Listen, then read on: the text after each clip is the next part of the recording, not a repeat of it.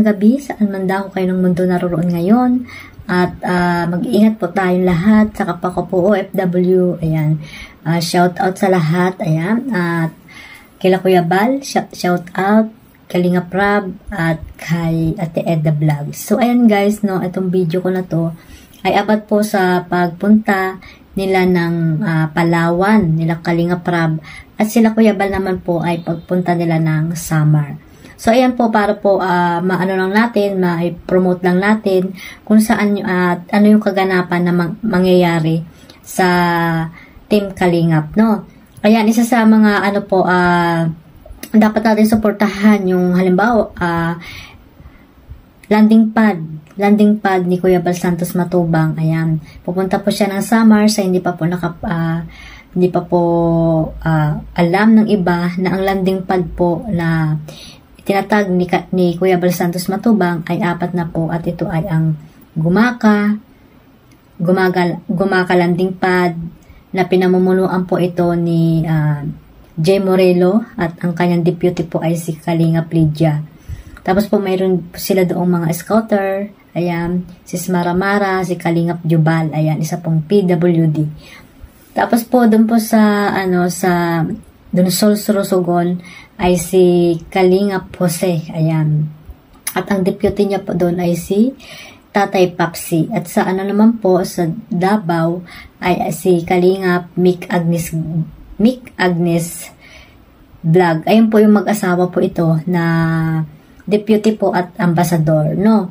At doon naman po sa Samar, ayan, si Joey the Great po ang ambassador doon. Tapos ang kanyang deputy ay si Idna, hindi ko kalimutan ko yung apelyido, kung ano yung apelyido nun, basta Idna ang pangalan niya din.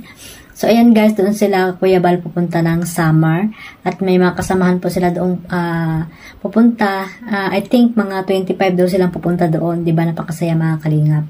Kaya pag sa kalingap ka talaga, kung talaga may pusong kalingap ka, makakarating ka kung saan pupunta sila Kuya Bal, kung nandoon ka man sa dait na nag-scout or kasamahan nila Kuya, no? Kung may budget lang.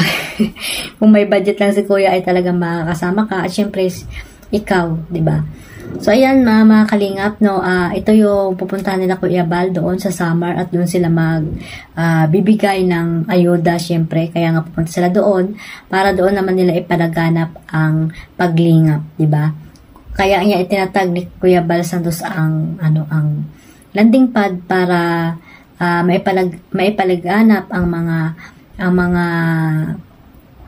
paglingap, yan, mga paglingap, pagtulong sa mga taong nangangailangan ng tulong, no? Hindi lang sa dait, kundi sa ibang lugar. Yun nga, sa Samar, pupunta doon sila Kuya Bal, opening po ng landing pa doon na talaga namang handang-handa na sila, Kuya Joey the Great, no? Ayan, pakasuportahan niyo po yung ambassador doon sa Samar.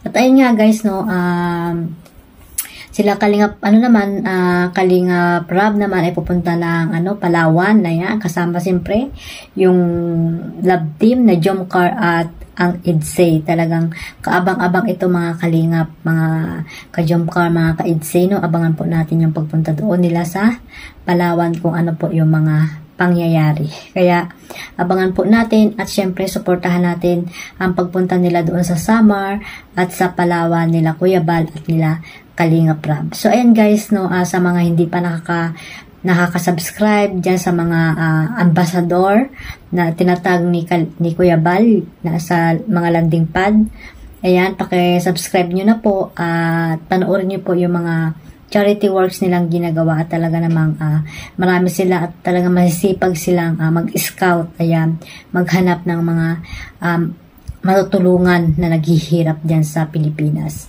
So, ayan lang guys mga kalingap, no, ko lang to, na highlights ko lang para hindi po natin makalimutan at syempre, makasupport tayo kila Kuya Bal Santos Matubang at kila Kalinga Prab, diba mga kalingap? So, ayan lang at sana, mag-iingat po tayong lahat at huwag niyo pong kalimutan na suportahan sila Kuya Bal Santos Matubang, Ate Edna Vlogs at Kalinga Prab. God bless us all. Bye-bye.